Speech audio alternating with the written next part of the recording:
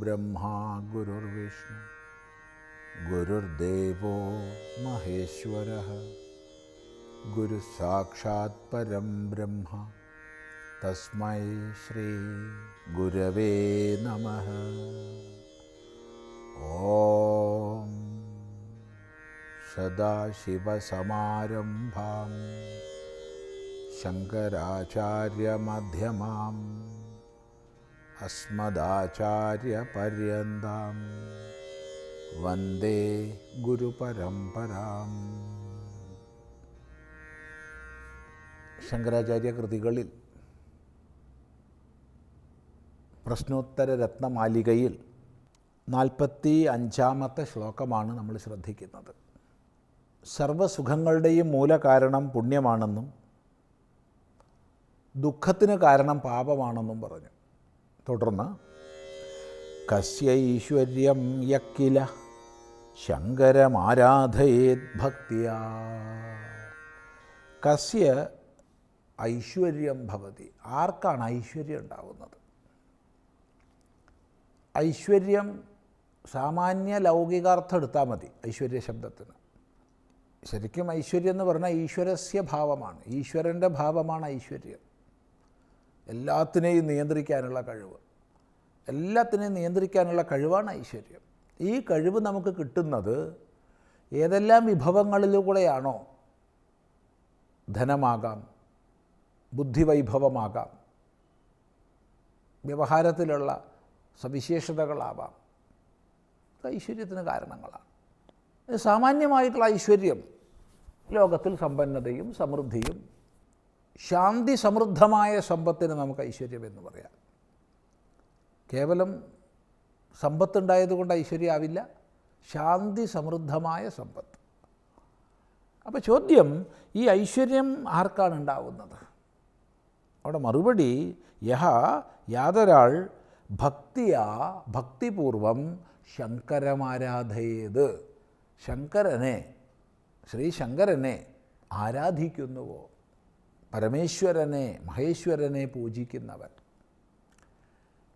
നമ്മൾ പല പ്രാവശ്യം ഇവിടെ ചിന്തിച്ചിട്ടുണ്ട്, ജീവിതത്തിൽ ദുർലഭമായത് ഹരിഭക്തിയാണെന്നും ഹരിഭക്തി കൊണ്ടാണ് ജീവിതത്തിൽ ഉയർച്ച എന്നുമൊക്കെ പല സന്ദർഭങ്ങളിൽ പറഞ്ഞപ്പോൾ അവിടെ ഹരി ഹരൻ എന്നിത്യാദി വ്യത്യാസങ്ങൾ കൽപ്പിക്കേണ്ടതില്ല എന്ന് പല സന്ദർഭങ്ങളിൽ നമ്മൾ പറഞ്ഞിട്ടുണ്ട്. അതിവിടെയും ഓർമ്മിക്കേണ്ടതാണ്. ശിവൻ വിഷ്ണു എന്നിത്യാദി ഭേദങ്ങൾ പരമാർത്ഥത്തിലില്ല. ദേവത എന്നുള്ള തലത്തിൽ വ്യത്യാസമുണ്ട്, ശരിയാണ്. എന്നാൽ ദേവത എന്നുള്ള തലത്തിൽ വ്യത്യാസം എടുക്കുമ്പോൾ തന്നെ അവയിലൂടെ മുഴുവൻ ലക്ഷീകരിക്കപ്പെടുന്നത് ഏകനായ അദ്വിതീയനായ ഈശ്വരനാണെന്ന് മനസ്സിലാക്കുമ്പോൾ ദേവതാഭേദങ്ങളൊക്കെ അപ്രസക്തമായി കൊഴിഞ്ഞു പോകുന്നുണ്ട്. അത് കേവലം വ്യാവഹാരികങ്ങളാണെന്ന് ബോധിക്കുന്നുണ്ട്. ഇനി വൈഷ്ണവന്മാർ പറയുന്ന വിഷ്ണുവും ശൈവന്മാർ പറയുന്ന ശിവനും ഒന്ന് തന്നെയെന്ന് മനസ്സിലാക്കിയാൽ ഈ പ്രശ്നങ്ങളൊന്നുമില്ല. അത് ഈശ്വരൻ എന്നുള്ള തലത്തിൽ. അപ്പോൾ ദേവത എന്നുള്ള തലത്തിലായാലും ഈശ്വരൻ എന്നുള്ള തലത്തിലായാലും വിഷ്ണു ശിവാദി വ്യത്യാസം പരമാർത്ഥത്തിലില്ല. എല്ലാം ഒന്ന് തന്നെയാണ്. ചില സ്ഥലത്ത് വിഷ്ണു എന്ന് പറയും, ചില സ്ഥലത്ത് ശങ്കരൻ എന്ന് പറയും. അതുകൊണ്ട് തന്നെ ഈശ്വര ഏകത്വമാണിവിടെ അഭിലഷിക്കപ്പെടുന്നതെന്ന് സ്പഷ്ടമാണ്. ശങ്കരൻ എന്ന് പറഞ്ഞാൽ ശം കരോതീതി ശങ്കര, ശം സുഖം. ഇപ്പോൾ സുഖത്തെ നൽകുന്നവൻ, സർവ്വലോകത്തിനും സുഖത്തെ നൽകുന്നവൻ, ഭക്തന്മാർക്ക് സുഖത്തെ നൽകുന്നവൻ. ആരാണ് സുഖപ്രദാനം ചെയ്യുന്നത്? അവനാണ് ശങ്കരൻ. അപ്പം ശങ്കരനെ ആരാധിക്കുന്നത് കൊണ്ടാണ് ഐശ്വര്യം ഉണ്ടാകുന്നത്. അവിടെ ശങ്കരൻ എന്നുള്ളതിന് ഈശ്വരൻ എന്ന് അർത്ഥം എടുക്കുക. ഈശ്വരോപാസന കൊണ്ടാണ് ഐശ്വര്യം ഉണ്ടാകുന്നത്. ഈശ്വരനെ ഉപാസിക്കുമ്പോൾ ഐശ്വര്യം, ഈശ്വരൻ്റെ ഭാവമാണ് ഐശ്വര്യം. അപ്പോൾ എങ്ങനെ ഉപാസിക്കണം? ആരാധയത്. എങ്ങനെ ആരാധിക്കണം? ഭക്തിയാ. ഭക്തിയാണ് ആരാധനയിൽ മുഖ്യം. അപ്പോൾ ആരാധനാ സമ്പ്രദായത്തെക്കുറിച്ച് പറയുമ്പോൾ നമ്മൾ പലതരം ഉപചാരങ്ങൾ ചെയ്യുന്നുണ്ടാവും. പാദ്യവും അർഘ്യവും, ഇനി അതിനെല്ലാം മുന്നായിട്ട് ആചമനവും ആസനപ്രദാനവും നൈവേദ്യ സമർപ്പണവും ധൂപ ദീപ അലങ്കാരങ്ങളും എല്ലാം ഉണ്ടാവും. വസ്ത്രവ്യജനാദി സമർപ്പണങ്ങളും വിവിധോപചാരങ്ങളുണ്ട്. പക്ഷേ ഈ വിവിധ ഉപചാരങ്ങളോടുകൂടി ചെയ്യുന്ന പൂജയെ വാസ്തവത്തിൽ പൂജയാക്കുന്നത് ആന്തരികമായ ഭക്തിഭാവമാണ്, അല്ലാതെ വസ്തുക്കളുടെ ബാഹുല്യമല്ല. അവിടെ വസ്തുക്കളെല്ലാം നമ്മൾ ഉപയോഗിക്കുന്നത് പാരമാർത്ഥികമായ ഭക്തിഭാവം ഉള്ളിൽ ഉദ്ദീപ്തമാവാൻ വേണ്ടിയിട്ടാണ്. അത് ഓർമ്മിക്കണം. അപ്പോൾ പൂജയിൽ മുഖ്യം അഥവാ പൂജയെ പൂജയാക്കുന്നത് നമ്മുടെ ഭക്തിഭാവമാണ്. ഭക്തിയാകട്ടെ പ്രേമമാണ്, ഈശ്വരനിലുള്ള പരമമായ പ്രേമം. ഈശ്വരനിലുള്ള പരമമായ പ്രേമമാണ് ഭക്തി.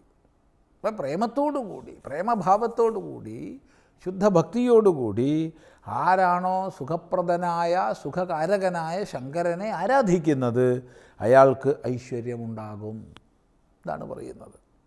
തുടർന്ന് കോ വർദ്ധതേ വിനീത കോ വാഹീയേതയോ ദൃപ്തഃ കോ ന പ്രത്യേതവ്യോ ബ്രൂതേ യശ്ചാനൃതം ശശ്വത്.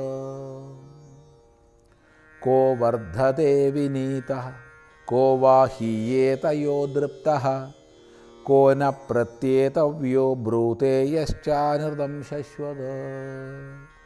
കോ വർദ്ധതേ, ആരാണ് വളരുന്നത്?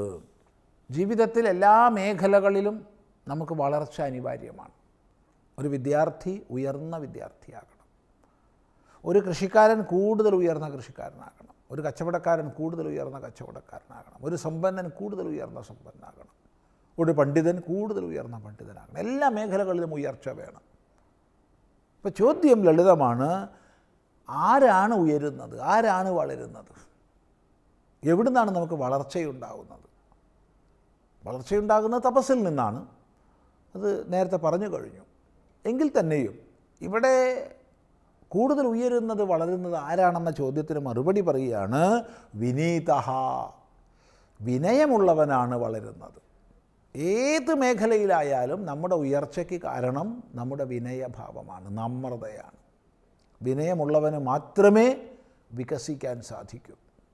ഉള്ളിൽ എന്തെങ്കിലും കാതലുണ്ടെങ്കിലേ വിനയമുണ്ടാകൂ. ഉള്ളിലൊരു കാതലില്ലാത്തവൻ ഒരിക്കലും വിനയം ഉണ്ടാവില്ല. അവൻ അഹങ്കാരിയായിരിക്കും. അഹങ്കാരികൾക്ക് ഒരിടത്തും വിജയിക്കുന്നത് പോകട്ടെ, നിലനിൽക്കാൻ തന്നെ സാധിക്കില്ല. അതുകൊണ്ട് ആർക്കാണോ വിനയമുള്ളത്, ആര് വിനീതനാണോ, അവന് ജീവിതത്തിൽ എല്ലാ വളർച്ചയും ഉയർച്ചയും ഉണ്ടാകും. ഇത് നമുക്ക് എപ്പോഴും ശ്രദ്ധേയമായ ഒരു ഉപദേശമാണ്. തുടർന്ന് നമുക്ക് അടുത്ത പ്രാവശ്യം ശ്രദ്ധിക്കാം.